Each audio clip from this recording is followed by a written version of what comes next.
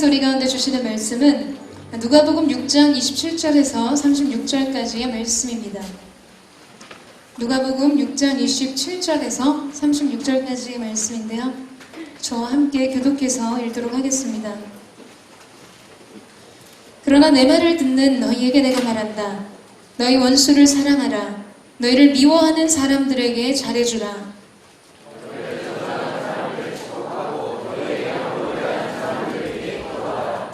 누가 내 뺨을 때리거든 다른 뺨도 돌려대라. 누가 내 겉옷을 빼앗아가고 속옷까지 가져간다 해도 거절하지 말라.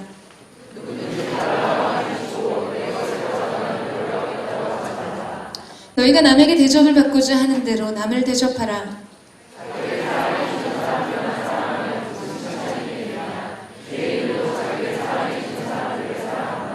잘해주는 사람들에게만 잘해준다며 무슨 칭찬이 있겠느냐. 죄인들도 그만큼은 한다.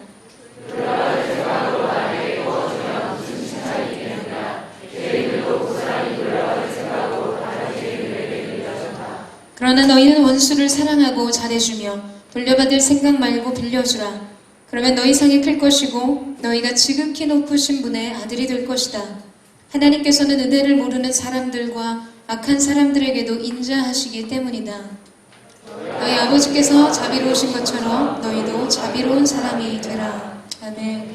오늘도 우리 가운데 은혜와 긍휼을 아끼지 않고 허락하시는 하나님의 은혜를 찬양합니다. 여러분, 새 봄의 소식과 함께 마지막 꽃샘추위가 기승을 부리고 있습니다. 겨우 지나갔나 싶었던 감기가 새 기운을 얻어서 활개를 치기도 하죠. 요새는 열만 나는 감기가 또 유행이라고 하더라고요. 이렇게 환절기가 되면 우리의 몸은 계절의 변화에 굉장히 취약해집니다.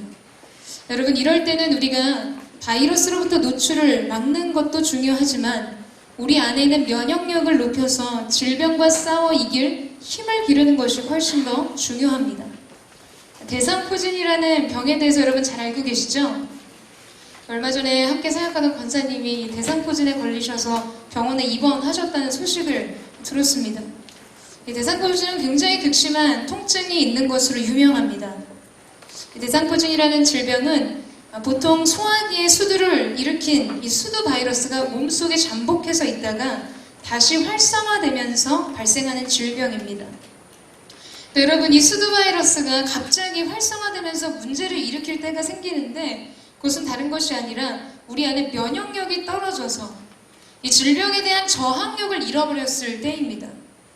우리 안에 이렇게 잠복되어 있는 수두 바이러스 자체의 문제이기보다는 그 바이러스를 이길 수 있는 몸의 상태가 우리 가운데 준비되지 않은 것이 문제죠.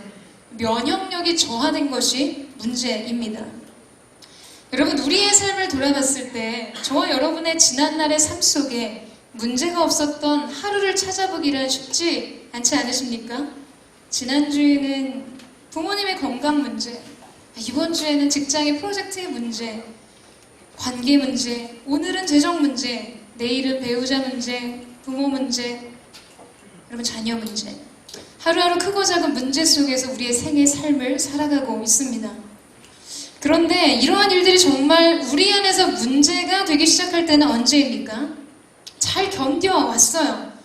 잘 이겨내고 있었는데 어느 날 갑자기 빵 하고 터져서 나의 감정을 헝클어뜨려 놓고 영적인 무력감과 곤고함에 빠질 때가 있다는 것이죠. 여러분, 바로 그때는 우리가 영적인 저항력을 잃어버렸을 때입니다. 영적인 근력과 체력을 잃어버리면서 이 면역력을 잃어버릴 때 사단은 우리 안에 잠복되어 있던 문제를 문제화시키기 시작합니다. 싸우고 이길 수 있는 영적인 능력과 생명력을 잃어버릴 때 우리는 여러 가지 크고 작은 문제에 봉착하게 됩니다. 여러분, 우리 어린 시절에 그 스트리트 파이터 오락 게임 혹시 생각나세요? 다 하신 거 압니다. 저는 항상 유진을 선택했었는데요. 그 오락 게임에서 잘 싸우던 파이터가 갑자기 윙 하고 뒤로 나가 떨어질 때가 여러분 언제죠? 똑같은 잽을 맞고 똑같은 발길질에도 잘 견디다가 갑자기 어느 순간에 뒤로 벌러덩 자빠집니다. 그리고는 한 단어가 뜨죠. You? 루즈라는 단어가 뜹니다. 에너지가 떨어져서 바닥을 칠 때 장풍과 강펀치에서 다시 일어나던 파이터는 주저앉습니다. 그리고 다시 일어나지 못해요. 여러분, 제가 무엇을 여러분과 이야기하고 싶은 것인가? 여러분, 우리 안에 영적인 체력과 근력을 갖추어야 합니다. 대적의 방해에 대응할 수 있는 우리 영혼의 영적인 저항력을 높여야 한다는 것이죠. 저는 여러분 안에 이 영적인 힘을 저장할 수 있는 능력의 보고가 열리게 되기를 주님의 이름으로 축원합니다. 우리의 삶에 문제 그 자체가 문제가 아닙니다. 우리 안에 그 문제를 대항할 힘을 잃은 우리 영혼의 연약함이 문제가 되는 것이죠. 저는 오늘 저와 여러분 가운데 이 예배를 통해 놀랍게 하나님이 우리 가운데 새롭게 부으시는 생명의 능력, 우리의 영혼을 소생케 하는 하나님의 영적 에너지가 여러분의 삶 가운데 부어지게 되기를 주님의 이름으로 축원합니다. 여러분, 싸워서 이기세요. 그 승리가 오늘 저와 여러분 가운데 있을 것입니다. 하나님 앞에 영적인 면역력을 높이고 영적인 저항력을 높이고 영적인 공격력을 높이십시오. 승리는 여러분의 것이 될 것입니다. 우리 옆에 사람과 한번 인사하겠습니다. 다시 한번 인사하고요. 마음아 이겨라, 이렇게 한번 선포해 주시겠어요? 자기 자신에게도 한번 축복해 주세요. 마음아 이겨라. 아멘. 자, 여러분, 오늘의 말씀은 사랑의 황금률이라 부를 수 있는 예수님의 가르침이 등장합니다. 그러나 우리에게는 결코 도달하기 힘든 높은 사각다리 위의 이야기 같아 보이기도 하죠. 우리 27절에서 29절 말씀을 다시 함께 읽겠습니다. 시작.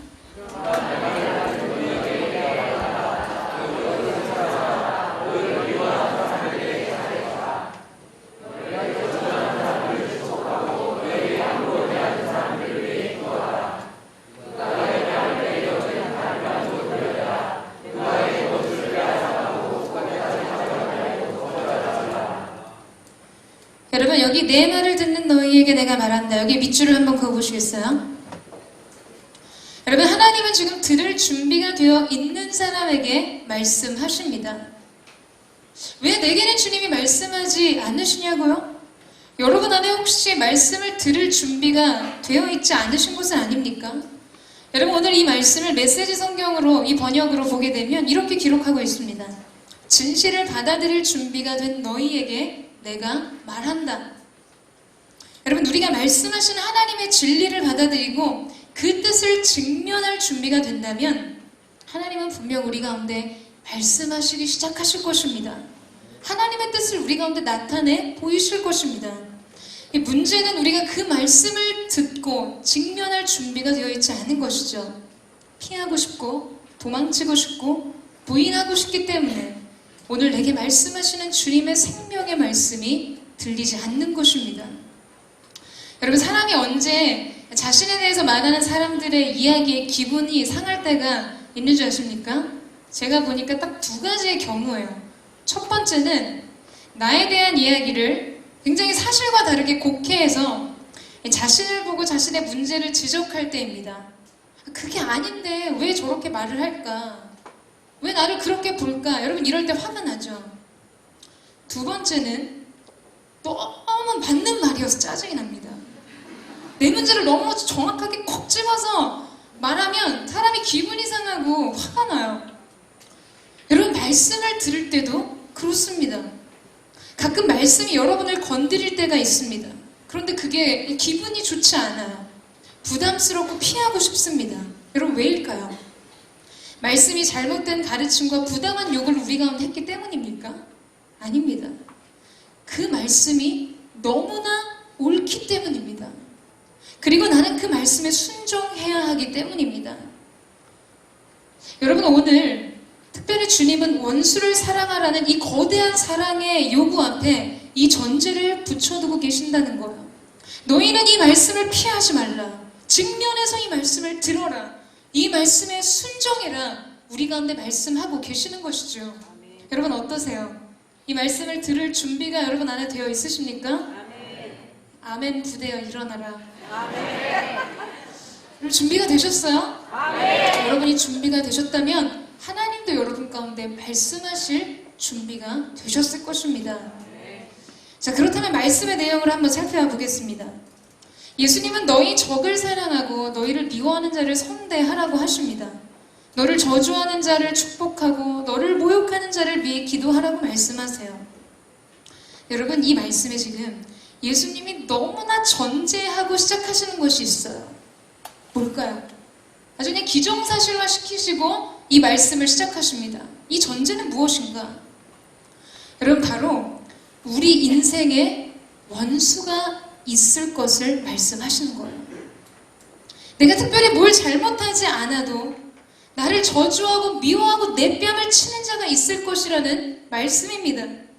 내게 부당한 요구를 하는 사람들이 나타날 것이라는 사실이에요. 왜 나한테 이럴까? 내가 대체 뭘 잘못했나? 대체 뭐가 문제인가? 여러분, 너무 깊게 생각하지 마세요. 그저 이것은 우리가 하나님 앞에서 우리가 사랑하기 위해 이 사랑의 근력을 높이기 위한 하나의 장치입니다. 우리 안에 있는 사랑을 성장시키기 위한 운동기구와 같은 것이죠. 모든 사람이 여러분을 인정해주고 사랑해주고 축복해줘야 한다는 생각을 여러분 버리세요. 예수님도 배척당하셨고 배신당하셨고 모욕을 견디셨습니다. 그런데 비천한 우리의 삶이 어찌 그보다 나아야 한다고 말할 수 있겠습니까? 우리 인생에 수없이 지나치는 부당함과 나를 대적하고 송사하는 일과 모욕과 수치 속에서 여러분 담담하게 그 일들을 받아들이십시오. 아멘. 아멘. 오늘 이 말씀과 병행 구절인 마태복음에 나오는 산상수훈을 보면 여러분 이 말씀이 더 구체적으로 묘사됩니다. 오른뺨을 치면 왼쪽 뺨을 대라고 말씀을 하시죠. 여러분들 이 말씀은 폭력을 의미하는 말씀이 아니라 모욕을 의미하는 말입니다. 여러분 대부분의 사람들이 오른손잡이인데 오른뺨을 친다라는 시작을 우리 가운데 말씀하세요. 대부분 오른손으로 뺨을 치는데 죄송해요. 오른손으로 뺨을 치게 되면 여러분 상대는 어느 쪽을 맞죠? 왼뺨을 맞죠? 뭐 이렇게 치진 않잖아요. 무슨 택견도 아니고. 그러니까 여러분 이게 어떤 거냐면 이것은 손등으로 툭툭 뺨을 친다는 의미예요. 그러니까 상대를 굉장히 의도적으로 모욕감을 주기 위해 하는 행동입니다. 아주 최악의 모멸감과 수치감을 안기는 것, 그것이 오른손으로 오른뺨을 치는 행위와 같은 것이죠. 그것을 지금 말씀하시는 거예요. 그러니까 겉옷을 빼앗는 자에게 속옷도 거절하지 말라. 여러분 이스라엘 아울리치를 가면요 일교차가 굉장히 심합니다. 그래서 낮 시간대에는 정말 숨이 턱턱 막힐 것 같은 사우나 상태로 길을 걷는 것 같은 느낌이 들 정도로 굉장히 덥지만 해가 지게 되면 온몸에 오한이 날 정도로 너무나 추워요. 방한이 필요합니다. 당시에 이 겉옷이라는 것은 여러분이 지금 걸치고 있는 코트같이 패션의 기능이 아니에요. 물론 방한용으로 입으셨겠지만요. 그 당시에는 이것을 의식주와 같은 아주 기본적인 삶을 유지시켜주기 위해 반드시 필요했던 필수품과 같은 것이었습니다. 이불로 사용하기도 하고 자리를 깔기도 하고 그 자체가 소유를 상징하는 것이죠. 그런데 지금 그걸 내달라는 거예요. 그것을 달라고 요구하고 있습니다. 자, 그리고 누가 강제로 오리를 가자고 하면 십리를 가라. 여러분 이 말은요 나 집에 갈 건데 나 좀 데려다 주면 안 돼? 라는 의미가 아니에요. 나 심심하니까 같이 가자. 여러분 이러한 이야기가 아닙니다. 예수님 당시 로마가 식민지를 다스릴 때 어떠한 법이 있었냐면 로마 군인들에게는 강제 노역을 시킬 수 있는 권리가 있었습니다. 그런데 그것이 한 오리 정도의 부역을 시킬 수 있는 권리였어요. 그래서 예수님이 십자가를 지실 때 여러분 로마 군병들이 비아돌로라서 그 길 위에 쓰러지신 예수님 대신에 구레네 시몬을 데려다가 그 십자가를 지게 하잖아요. 자신은 죄인도 아닌데 그 십자가를 져야 하는 이유는 이 오리의 강제 부역에 대한 의무와 그것을 요구할 수 있는 권리가 군인들에게 있었기 때문입니다. 그렇기 때문에 예수님이 지금 그들 백성 가운데 그들에게 누군가 너에게 강제로 오리를 가자고 하면 십리를 가주어라 하시는 이 말씀이 무엇을 의미하는지를 당시 유대인들은 알았을 것입니다. 힘이 없기 때문에 서름 속에서 힘없이 당해야 하고 받아들여야 했던 것, 이유 없는 수치와 모멸을 당하고 억울한 일을 경험하고 마치 이것을 잃어버리면 살 수 없을 것 같은 것을 빼앗기는 아주 위험한 시간을 보낼 때 여러분 자신은 어떻게 하시겠어요? 지금 오늘의 이 말씀의 설명들은 우리 가운데 그것들을 보여주고 있는 것입니다. 오늘 본문에서 계시하고 있는 나의 대적 원수, 나를 미워하는 자, 나를 저주하고 모욕하는 사람, 내 뺨을 치는 자에게 여러분 우리가 공통적으로 품게 되는 우리의 감정은 무엇일까요? 여러분 참을 수 없는 분노입니다. 억울해서 아주 죽을 것 같은 마음이에요. 그리고 복수에 대한 강한 열망이 우리 가운데 일어납니다. 나한테 한 대를 똑같이 갚아주고 싶은 마음이 우리 안에 일어나는 거죠. 네가 틀렸고 내가 맞았다는 것을 증명해내고 싶은 수많은 말들이 우리의 마음속을 맴돌아요. 내가 생각하지 않아도 나의 생각을 사로잡는 상대를 향한 하지 못한 뱉지 못한 말들이 나를 괴롭히는 것들을 경험하게 됩니다. 마치 본능과 같이 이런 마음들이 찾아오는 것을 느끼게 되는 것이죠. 자, 여러분 여기 제 조카의 장난감이 하나가 있습니다. 허락을 안 받고 가져왔어요. 지안아 미안하다. 자, 여러분 이 상자는 어떠한 놀이냐면요, 가장 예쁜 데를 보여드릴까요? 제 조카가 굉장히 좋아하는 상자인데요. 자, 이 상자를 제 조카가 재밌게 놀 때 굉장히 고도의 집중력을 가지고, 지금 사면이 다 그림이 틀려요. 같은 그림대로 이걸 맞춰야 되는 겁니다. 여러분 우습게 보지 마세요. 제 조카 2살 좀 넘었습니다. 굉장히 조심스럽게 이걸 다 맞춥니다. 어렸을 때 이런 거 없으셨어요? 굉장히 섬세하게 넘어지지 않도록 이 상자 크기 정도의 키를 가진 제 조카가 상자를 쌓아 올립니다. 그림을 맞춰요. 어디 흐트러진 데가 없나 살피고, 이모 이건 뭐야? 저한테 질문하면서 맞히기 시작합니다. 굉장히 높이, 한쪽은 사닥다리, 한쪽은 숫자 그림, 한쪽은 동물 그림, 한쪽은 언니 오빠들 그림이 있어요. 그러면 이거를 다 사면 박수를 쳐요. 박수 치라고 합니다. 근데 여러분 제 조카가 정말 이 놀이를 재밌어하는 결정적인 포인트가 어디 있는 줄 아세요? 네? 어디요? 바로 여기에 있어요.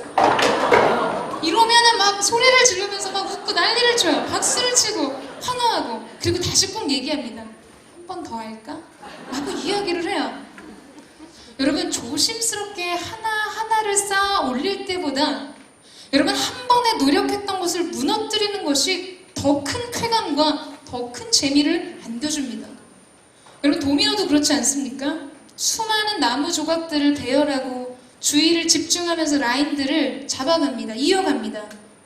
여러분 그런데 그거 할 때 재밌으세요? 종이 쑤셔서 약간 미칠 것 같지 않으세요? 누가 하나라도 건들면 너무너무 화가 나잖아요. 도미노의 하이라이트는 그 나무가 전부 다 쓰러질 때입니다. 여러분 제가 무엇을 여러분에게 말하고 싶은 것일까요? 여러분 우리들의 악한 본성 중에는 파괴적인 감정의 뿌리들이 있습니다. 때려 부셔야지 풀릴 것 같고 똑같이 갚아줘야 분이 가라앉을 것 같아요.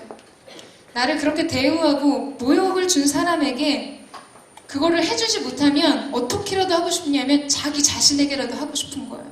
파괴적인 행동으로 자해를 하고, 여러분 그래서 스스로 생명을 끊으면서까지 그것이 너를 향한 내 복수라고 말해주고 싶어 합니다.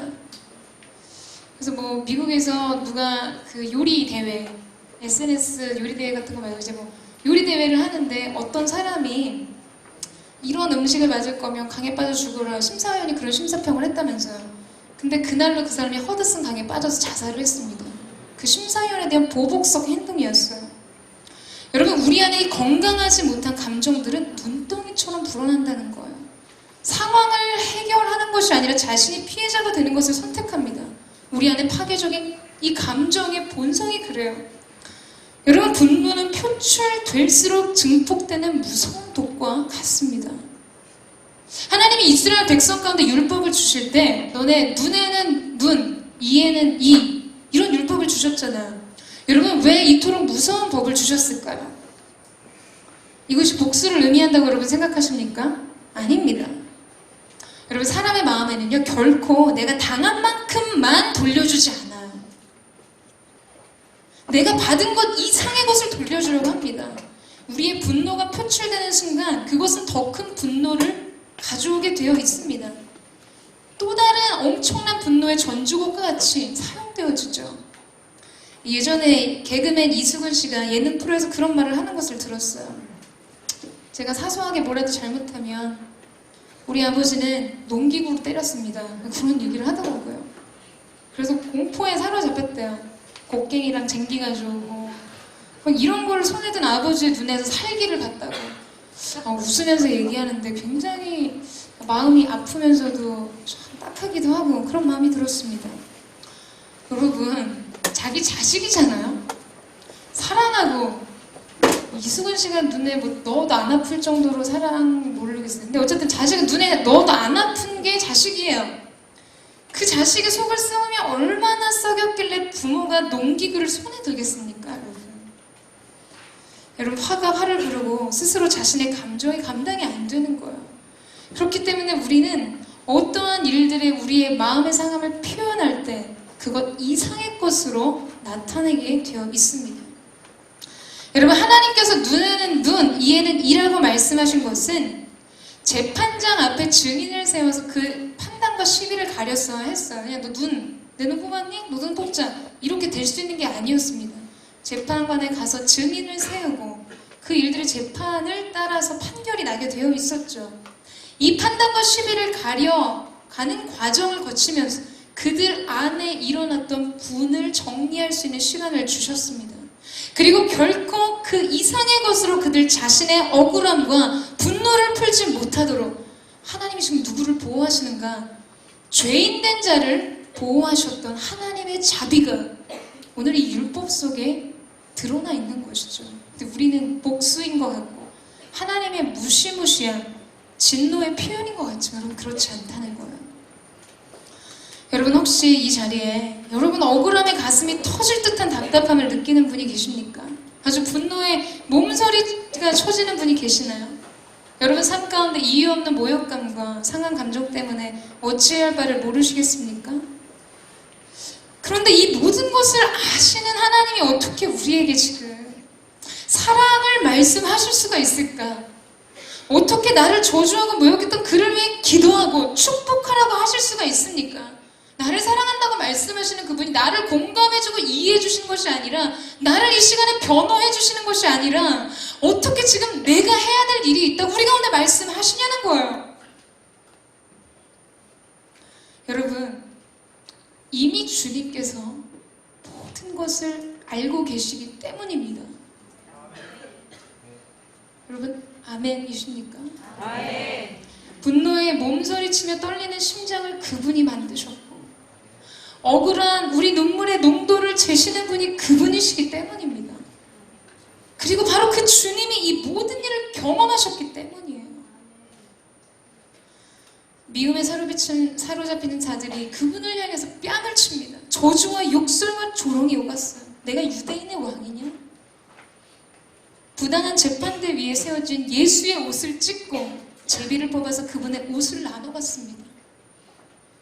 도살장에 끌려가는 양처럼 무고한 예수께서 로마 군병들에 의해 골고다 언덕으로 끌려가십니다.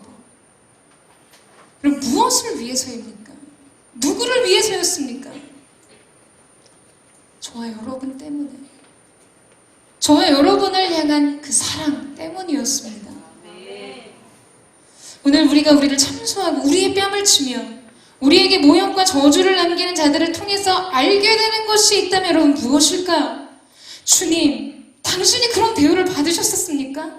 내가 지금 내 안에서 느끼는 이 견딜 수 없는 마음, 이런 마음 속에 주님이 버려져 계셨습니까? 주님, 이 마음을 어떻게 견디셨습니까? 우주 만물을 창조하신 하나님 자신이었던 분이 자기가 만든 미물과 같은 피조 세계로부터 받았던 모욕과 저주와 미움과 증오, 여러분, 그러나 무고하고 흠없는 하나님의 어린 양이 침묵 속에서 십자가를 등에 지고 그 언덕을 올라가셨습니다. 그분은 단숨에 모든 것을 심판할 수 있는 힘과 권세를 가진 분이셨어요. 그러나 그분이 죄인의 모습으로 잠잠히 십자가의 길을 가셨습니다. 여러분, 그날 예수의 뺨을 쳤던 자들이 누구입니까? 누가 그분을 무고한 재판대에 세웠습니까? 그분에게 증오와 저주를 퍼부었던 분 중에 여러분 누구입니까? 조롱과 모욕 속에 내가 정말 하나님의 아들이냐? 비웃었던 무리는 누구일까요? 누가 그를 십자가에 못 박았습니까? 여러분, 그 사람은 바로 저와 여러분입니다. 제가 그랬어요. 여러분이 그랬습니다. 우리가 그랬어요. 로마서 5장 10절 말씀에 보면 우리가 하나님과 원수 됐을 때 하나님의 아들이 죽으심으로 인해 그분과 화목하게 됐으니 화목하게 된 우리는 하나님의 생명으로 인해 확실히 구원을 받을 것입니다. 여러분, 우리는 우리의 원수들 앞에서 누가 주님의 원수였는지를 보게 됩니다. 내 뺨을 치는 사람들 속에서 누가 주님의 뺨을 쳤는지를 보게 되는 것이죠. 우리 자신이. 그리고 그 속에서 하나님과 원수되었던 우리를 예수께서 어떻게 선대하시고 용서하셨는지, 그리고 축복하셨는지, 비로소 예수 그리스도의 사랑의 깊이와 측량할 수 없는 그분의 자비를 깨닫게 되는 것입니다. 여러분, 우리의 영혼은 그것을 아는 순간 우리는 그 사랑 앞에서 내가 어떤 것도 주장할 수 없는 존재임을 발견하게 됩니다. 여러분, 용서는 우리가 십자가를 바라볼 때 주어집니다. 그것은 결코 내 힘으로, 나의 의지로, 나의 결단으로 하는 것이 아닙니다. 서로의 입장을 이해하고 설득했다고 해서 가능해지는 것도 아닙니다. 여러분, 용서는 은혜를 입은 자, 사랑을 아는 자들이 하는 것입니다. 여러분, 우리가 그분의 십자가 앞에서 무엇을 주장할 수가 있겠습니까? 여러분, 되갚아주면 해결될까요? 결코 그렇지 않습니다. 우리가 잘 아는 명화 유다 배너가 있습니다. 어린 시절에 수없이 가서 저는 대사까지, 다음 장면의 대사까지 거의 외우고 있었어요. 모두가 대부분의 줄거리를 알고 계시겠지만 유다 배너 그는 로마 호민관이었던 자신의 친구 메살라를 통해 유대의 귀족이었던 그들의 모든 삶을 송두리째 빼앗기는 일을 경험하게 됩니다. 유다 자신은 노예의 손으로 끌려가서 노를 젓게 되고 누이와 자신의 어머니는 지하 감옥에 갇히는 비극을 경험합니다. 그리고 어머니와 누이는 문둥병에 걸리게 되죠. 여러분, 노예선에서 그를 살게 했던 것은 분노였습니다. 분노에 대한 그의 의지였어요. 우연한 기회에 그 로마 집정관의 목숨을 살려준 그가 양자로 그 집정관의 아들이 되죠. 그리고 유대로 다시 돌아오게 됩니다.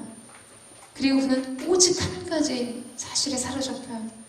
복수의 칼을 갈며 메살라와 전차 경주를 하게 됩니다. 우리가 아는 굉장히 그 유명한 채찍질을 하면서 전차를 모는 장면이 바로 그 장면이죠. 여러분, 결국 이 전차 경주의 승자는 유다 배너였습니다. 거의 이 메살라는 그 말 발굽에 짓이겨지고 마차에 몸이 찢겨서 아주 비참하게 짓밟힌 모습으로 그 앞에 누워있게 됩니다. 여러분, 그러나 그의 비참한 모습 앞에 나아갔던 유다의 배너 가운데 메살라 앞에서 그가 얻은 것은 평강이 아니었어요. 이기고 갚아준 자에게 주어진 어떠한 치열도 아니었습니다. 오히려 그는 그 순간에 더욱 비참하고 황량해진 자신의 내면을 보게 됩니다. 내가 복수했다고 해서 달라진 것은 아무것도 없고 오직 비정하게 변해버린 자신을 발견하게 됩니다. 그리고 돌아오는 길 속에 자신의 앞을 지나가는 십자가 행렬을 보게 되죠. 그리고 골고다 언덕길로 그 십자가 앞으로 이끌려 나가게 됩니다.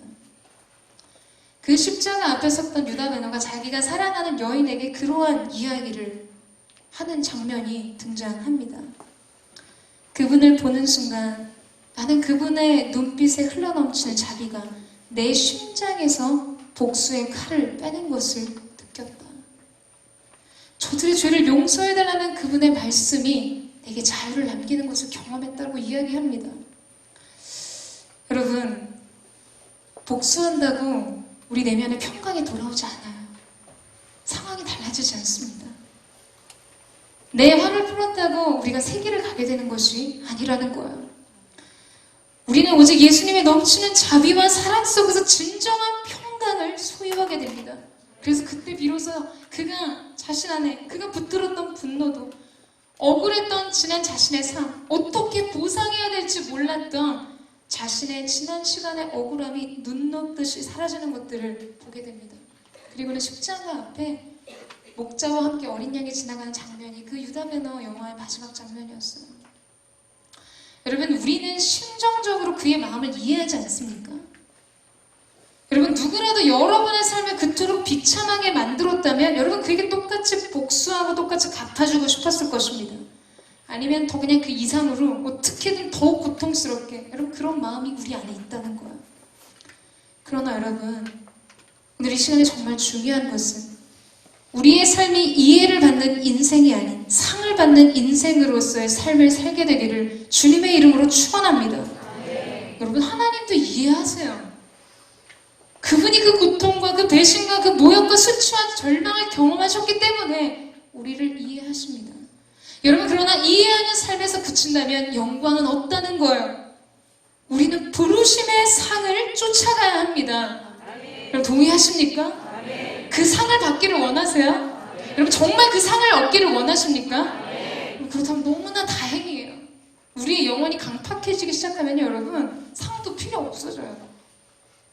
상 필요 없어요. 좀 더 나은 상, 좀 더 하나님 기뻐하시는 삶으로서의 영혼의 열망이 사라집니다.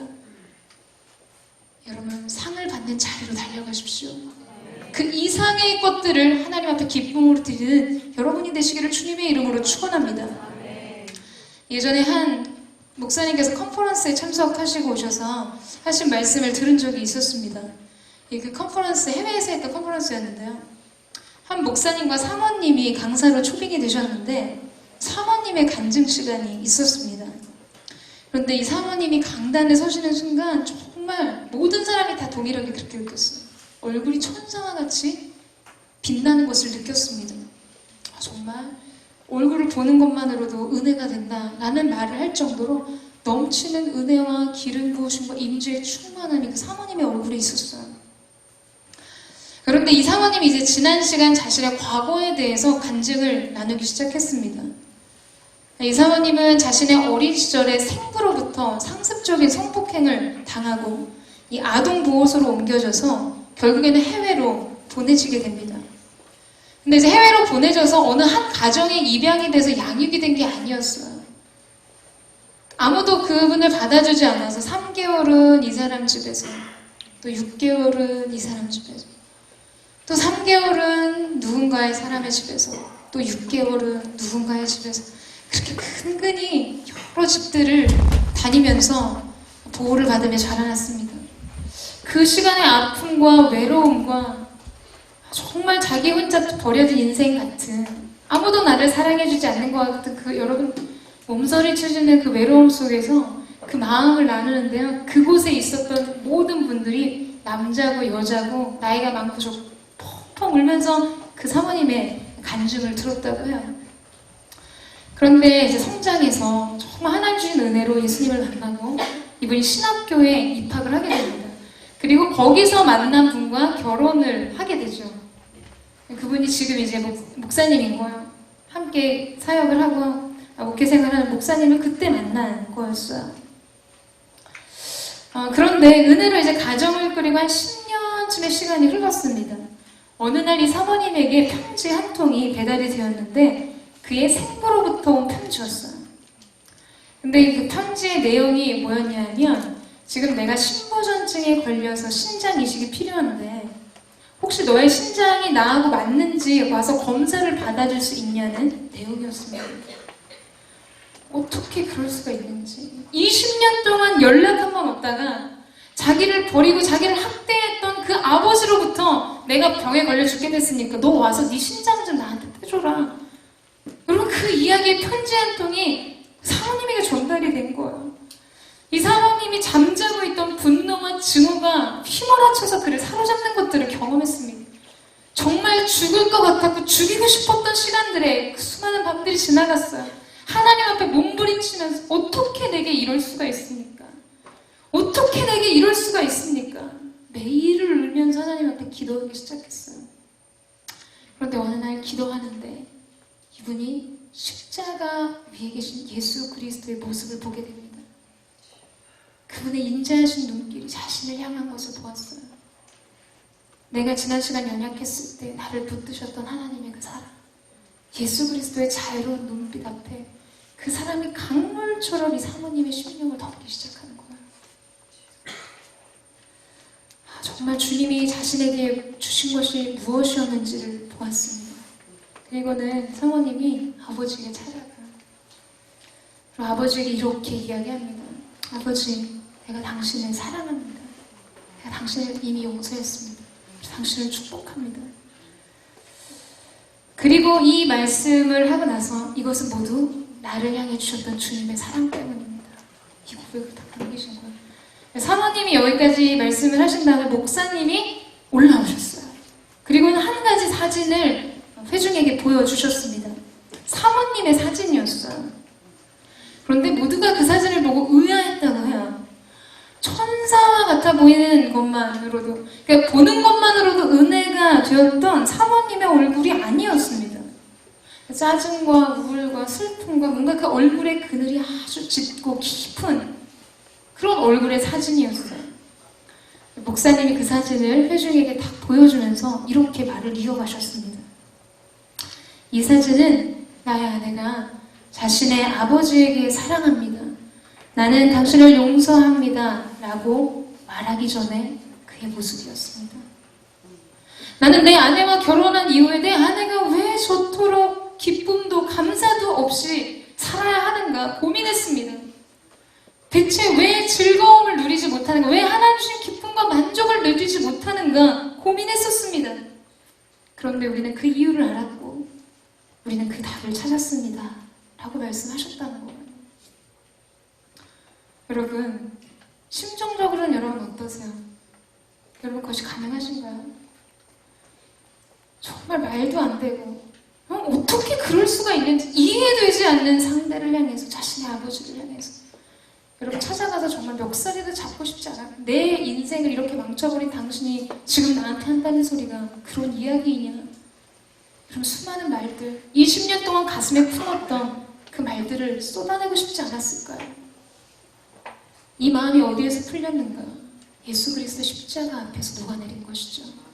그리고 여러분, 그분은 그 십자가 앞에서 자신의 인생의 상을 쫓아 나아간 것입니다. 오늘 본문의 32절에서 35절까지 각 줄마다 하나님은 말씀하세요.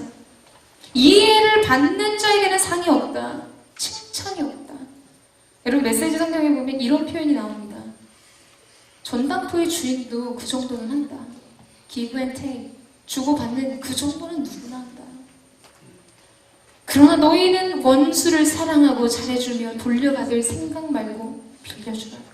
그리하면 너희 상이 클 것이고 너희가 지극히 높으신 분의 아들이 될 것이다. 사랑하는 여러분, 우리 36절 말씀을 함께 읽겠습니다. 시작. 너희 아버지께서 자비로우신 것처럼 너희도 자비로운 사람이 되라. 아멘. 여러분, 하나님은 결국 우리의 삶이 주님 닮은 삶으로 자라나기를 원하십니다. 여러분, 부모의 마음은 자녀의 모습 속에서 자신을 발견하기를 원해요. 그것이 부모의 기쁨입니다. 여러분, 오늘 이 시간 저와 여러분이 오늘 이 말씀 앞에서 그리스도의 넘치는 자비와 사랑을 경험하고 그 사랑 때문에 모든 것을 용납하고 넉넉하게 이기는 자들이 되기를 주님의 이름으로 축원합니다. 그러한 여러분에게는 분명 하나님의 상이 있을 것입니다. 주님의 칭찬이 여러분을 기다리고 있습니다. 오늘 그 상, 주님이 주시는 칭찬을 향해 달려가십시오. 여러분은 이전과 다른, 너는 내 아들로 일컬음받기에 합당한 자, 내 형상을 닮은 나의 아들, 나의 딸이라는 놀라운 칭호가 우리 가운데 있을 것입니다. 이제 같이 한번 기도하며 나아가겠습니다.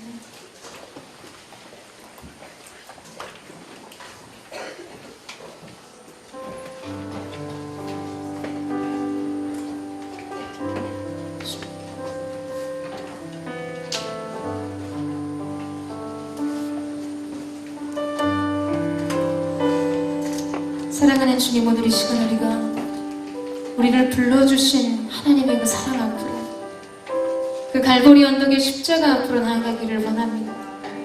우리가 여전히 주님과 원수되었을 때, 여전히 연약한 그때 예수께서 우리를 위하여 죽으심으로 우리를 향한 하나님의 자기 사랑을 확증하셨다고 말씀하셨습니다. 사랑하는 주님, 그 사랑 앞에서 우리가 주장할 수 있는 것이 무엇이겠습니까? 오늘 이 시간 우리가 하나님의 넘치는 자비와 은혜 가운데 거하기를 원합니다. 우리를 사랑하시는 분으로 말미암아 모든 것을 넉넉하게 이기되는 은혜가 우리 가운데 있게 되기를 원합니다. 사랑하는 주님, 기름 부어 주옵소서. 사랑하는 주님, 이기게 하여 주시옵소서. 주님의 넘치는 사랑의 통로로 사용되게 하여 주시옵소서. 이 시간 우리의 마음에 손을 대고 그 사랑하는 주님의 얼굴을 바라보며 우리 합심해서 같이 고백하며 나아가겠습니다.